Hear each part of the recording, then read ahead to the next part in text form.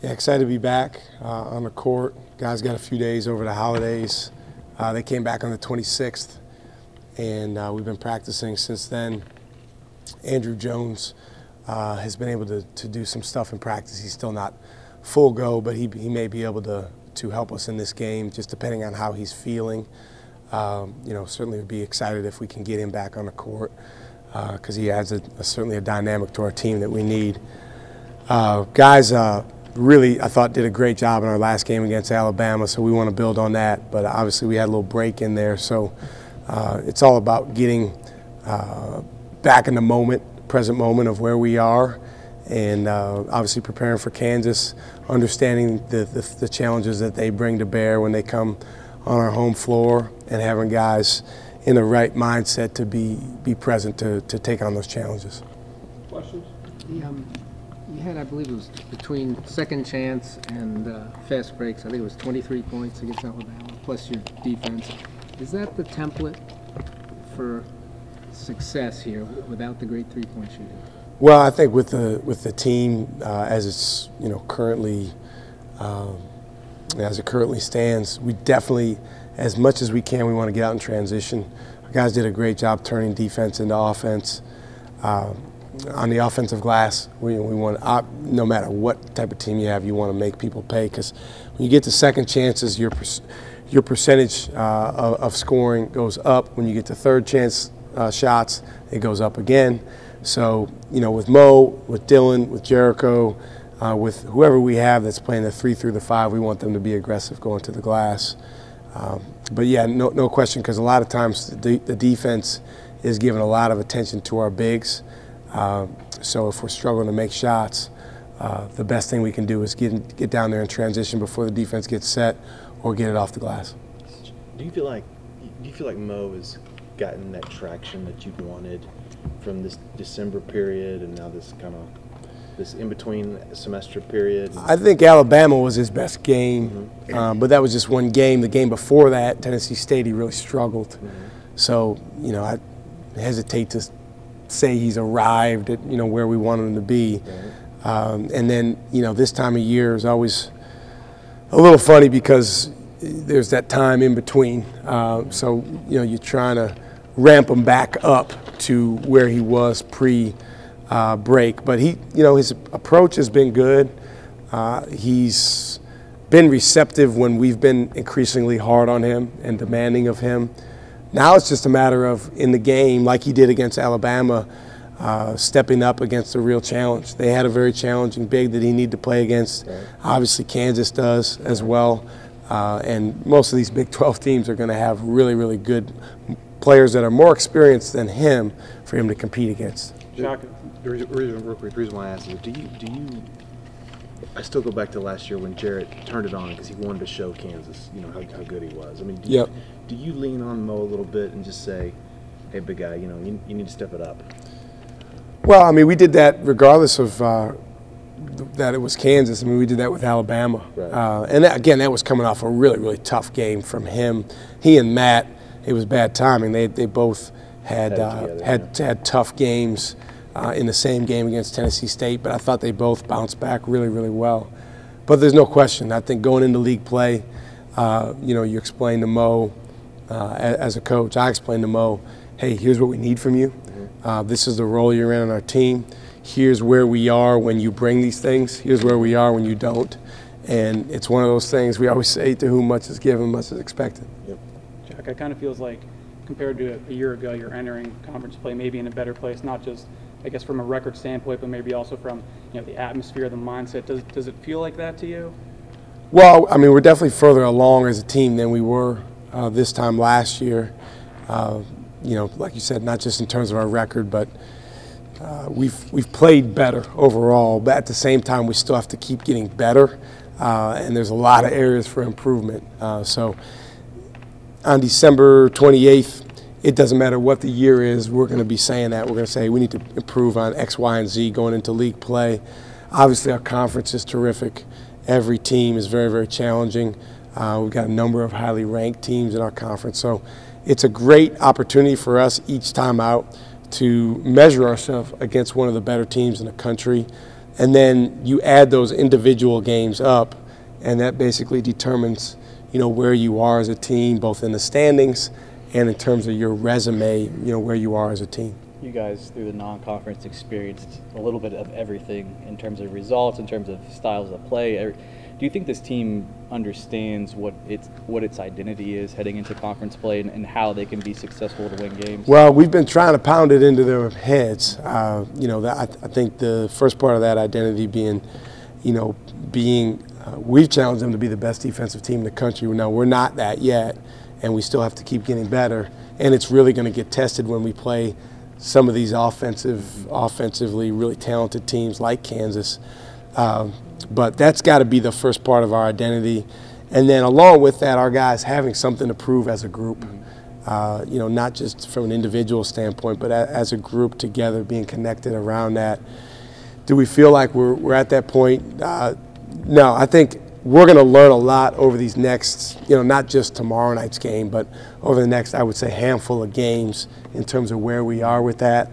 I think we got to be really careful not to judge everything based on one game. We can't say, okay, Alabama was terrific, so we got it all figured out. Or, we have to understand it's got to be a continued process of getting better, and I don't think we've arrived at where we want to be yet.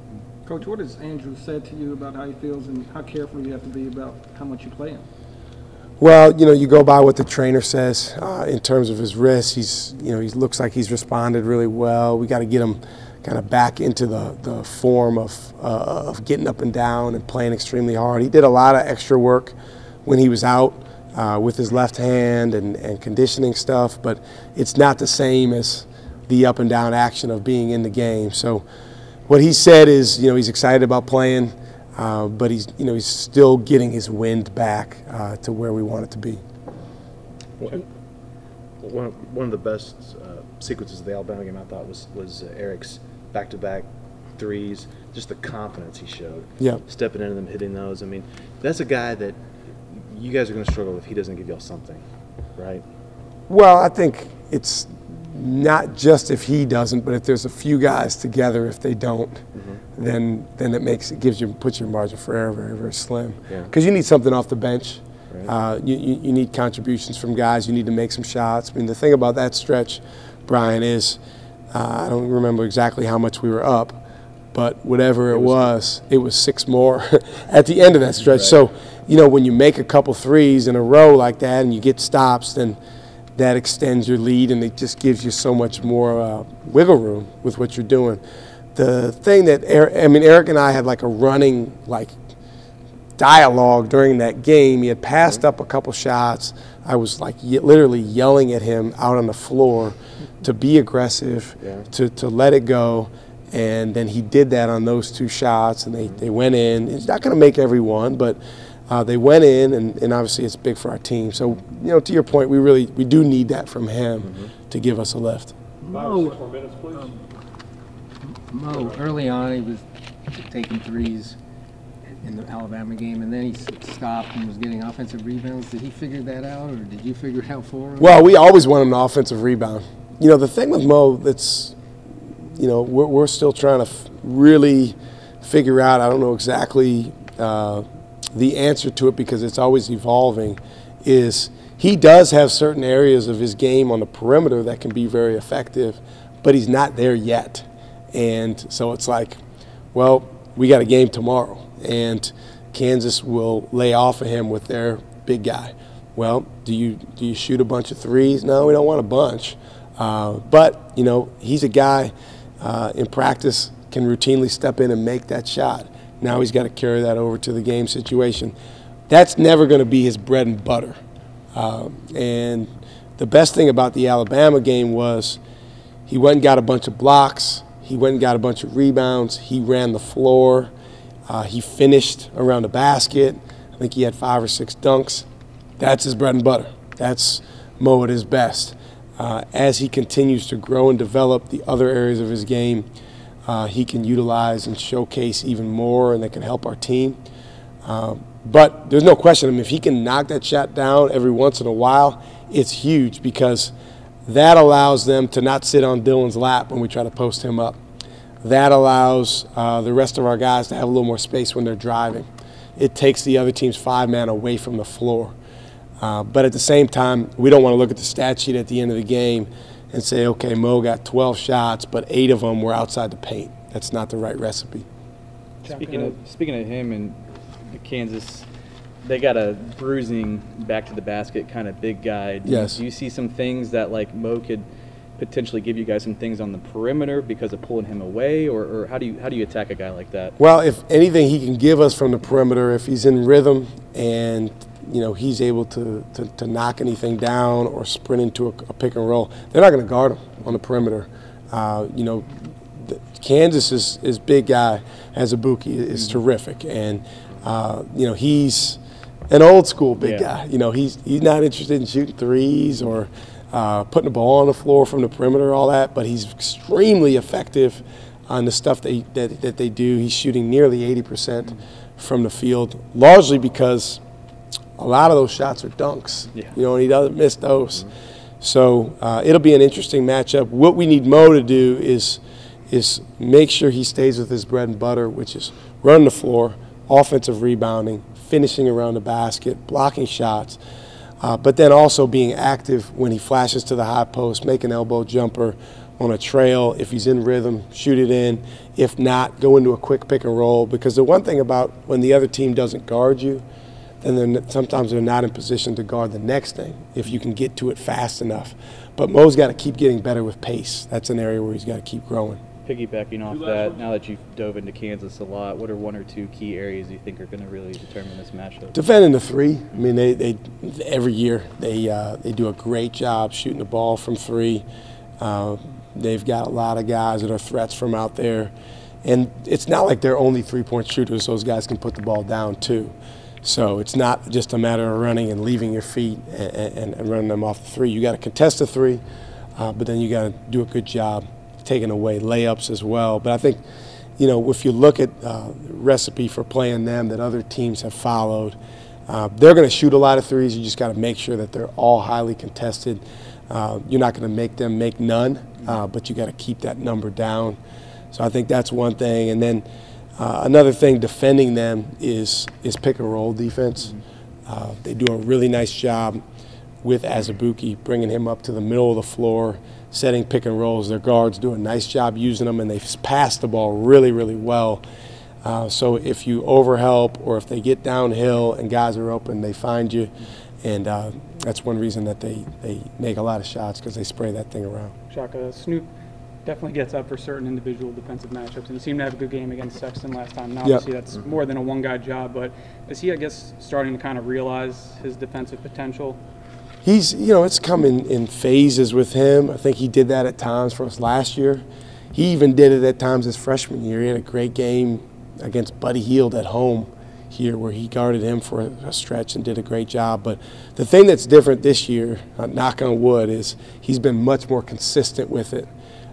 He's, nearly every game been able to take a matchup and said, okay, I'm going to really, really go after being the best I can be in this matchup. And, when you're guarding a great player, it's not about holding them scoreless. It's just about trying to take away some of the things he does.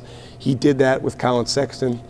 Sexton came in, I think, averaging 21, 22 points a game, ended the game with 8. And, most importantly, we made him work for the most part for what he got, and we made him shoot a lower percentage. Offensively, when you're going to face teams that did what Alabama did, they were sagging the guy off the opposite corner and things like that. Is there a level of growth that the guards can show in terms of just when they catch the ball around the perimeter, just going at people at closeouts? It feels like there's some opportunities there they could just drive at. There is. It's being aggressive, being ready to shoot the ball, and then I think in addition to that, being shot ready. Understanding different components or different times in the shot clock.